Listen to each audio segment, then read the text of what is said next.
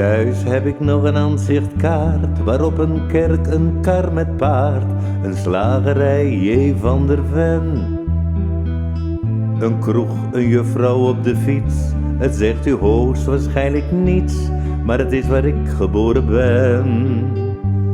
Dit dorp, ik weet nog hoe het was, de boerenkinderen in de klas, een kar die ratelt op de keien. Het raadhuis met een pomp ervoor, een zandweg tussen koren door, het vee, de boerderijen. En langs het tuinpad van mijn vader zag ik de hoge bomen staan. Ik was een kind en wist niet beter dan dat het nooit voorbij zou gaan. Wat leefden ze eenvoudig toen in simpele huizen tussen groen, met boerenbloemen en een heg.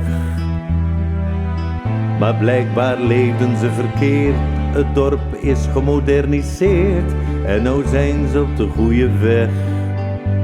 Want ziet hoe rijk het leven is, ze zien de televisiequiz en wonen in betonnen dozen.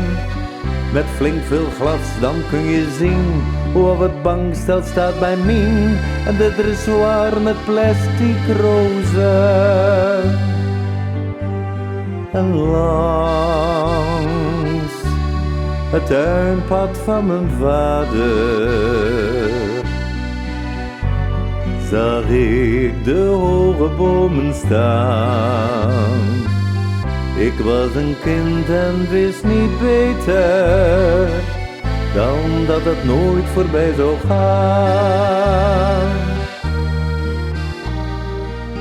De dorpsjeugd klipt wat bij elkaar in minirok en Beatle-haar en joelt wat mee met beatmuziek. Ik weet wel, het is een goede recht, de nieuwe tijd, net wat u zegt, maar het maakt me wat melancholiek. Ik heb hun vaders nog gekend, ze kochten zoethout voor een cent. Ik zag een moeder stoutje springen. Dat dorp van toen, het is voorbij, dit is al wat er bleef voor mij. Een aanzicht en herinneringen. Toen ik langs het tuinpad van mijn vader